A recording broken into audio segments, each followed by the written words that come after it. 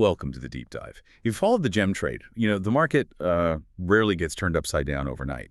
But today our mission is to look through a stack of recent gemological journals and mineralogy databases to explore a discovery that is completely rewriting the rules. Completely rewriting them, yeah. Exactly. We're looking at a new strike of gem-quality Haüyne, pronounced Haüyne, in the Badakhshan Province of Afghanistan, extending right near the border with Pakistan.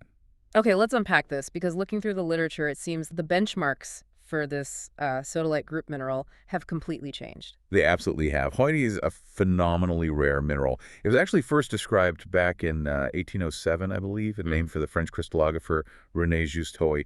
And while you frequently see it as a component of lapis lazuli, finding distinct transparent crystals capable of being faceted into standalone gemstones is just incredibly uncommon. Right, looking through these journals, it seems like for decades, collectors were entirely reliant on the Eifel Mountains in Germany. And even then, they were settling for tiny stones. I mean, a quarter of a carat was standard, and a half carat was considered massive. Was the gem trade just sort of resigned to Haüyne being a tiny, albeit intensely electric blue stone forever? Essentially, yes. For generations, the market accepted that specific size limitation. Earth's geology always has a few surprises, hidden away, of course. But prior to this, Afghan find the parameters for what constituted a significant Haüyne gemstone Were extremely rigid. exactly. Well, here's where it gets really interesting for the gem market. This rugged, finger-shaped strip of land in Badakhshan is yielding rough material that completely shatters that old mold. I'm seeing reports of miners pulling rough that yields cut stones up to an unheard of 6 carats. Right. And the mineralogical anomaly isn't just the sheer mass, it's the chromatic range, too. The Afghan deposit is certainly producing that classic, intense electric blue we know from the German mines.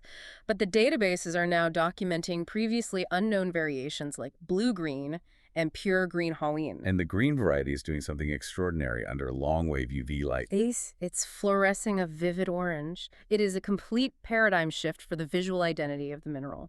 But with rough material this large coming out of the ground, why are we still seeing so few clean, transparent gems over a carat? What's fascinating here is the distinct trade-off between size and clarity.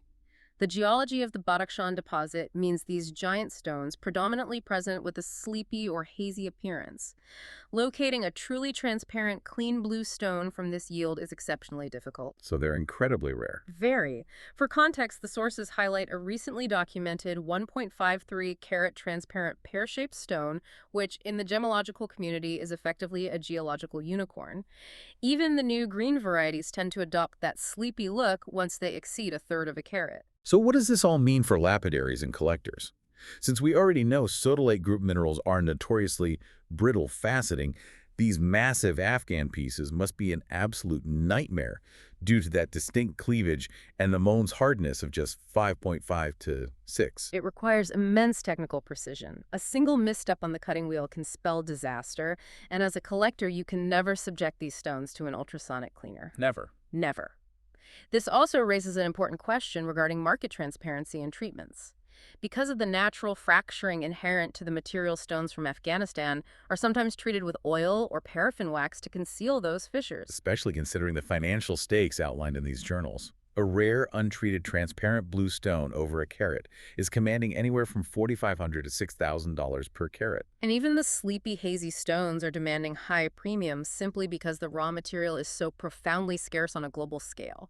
It's wild to think that a single geographic strike in Badakhshan has completely erased the old benchmarks for size and color in this ultra-rare gemstone. It serves as a perfect reminder that our planet is still actively yielding secrets capable of rewriting the mineralogical texts with one spectacular find. Now, here is a final thought for you to mull over. With reports indicating that the primary German mine is closed, Afghanistan currently stands as the single source of new Haüyne in the world. Knowing that highly localized deposits of this nature can completely dry up without warning if you acquire one of these stones, are you simply buying a piece of jewelry, or are you adopting a rapidly vanishing artifact of Earth's finite geological history?